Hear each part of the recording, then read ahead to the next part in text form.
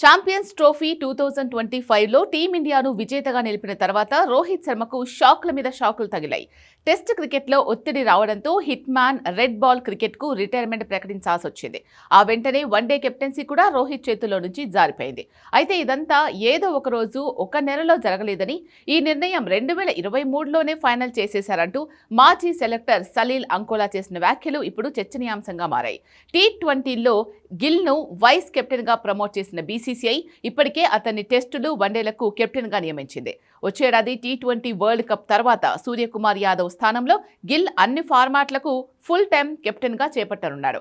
దీంతో 3 ఫార్మాట్లు ఒక్క కెప్టెన్ అనే తన దీర్ఘకాలిక లక్ష్యాన్ని బీసీసీఐ నెరవేర్చనుంది. 2023లోనే గిల్ని కెప్టెన్గా చూడాలి అన్న అభిప్రాయం సెలక్షన్ కమిటీ, జట్టు మేనేజ్మెంట్, సీనియర్ ప్లేయర్స్లో ఏర్పడిందని అంకోలా తెలిపారు. తాము 2023 నుంచే గిల్ ఒకరోజు భారత కెప్టెన్ అవుతాడని భావించామని, అప్పుడే అతన్ని భవిష్యత్ కెప్టెన్గా పరిశీలించారన్నారు.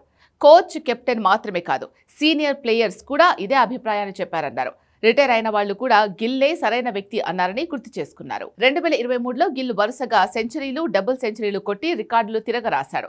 ప్రపంచ కప్లో 2 మ్యాచ్లు మిస్ అయినప్పటికీ 9 ఇన్నింగ్స్లో 350కు పైగా పరుగులు చేశాడు.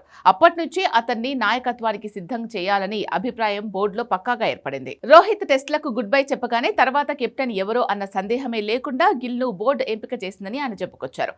ఇంగ్లాండ్లో అతను 4 సెంచరీలతో 756 పరుగులు చేసి సిరీస్ను శాసించడం కూడా బోర్డు నిర్ణయాన్ని ఇంకా బలపరిచింది అన్నారు. దీంతో గిల్ కేవలం బ్యాటింగ్లోనే కాదు, నాయకత్వంలోనూ జట్టు బ్యాక్ బోన్ అంటూ పేర్కొన్నారు. ఇది కలెక్టివ్ డెసిషన్ అని అందరూ ఇదే ఫీల్ అయ్యారు అన్నారు.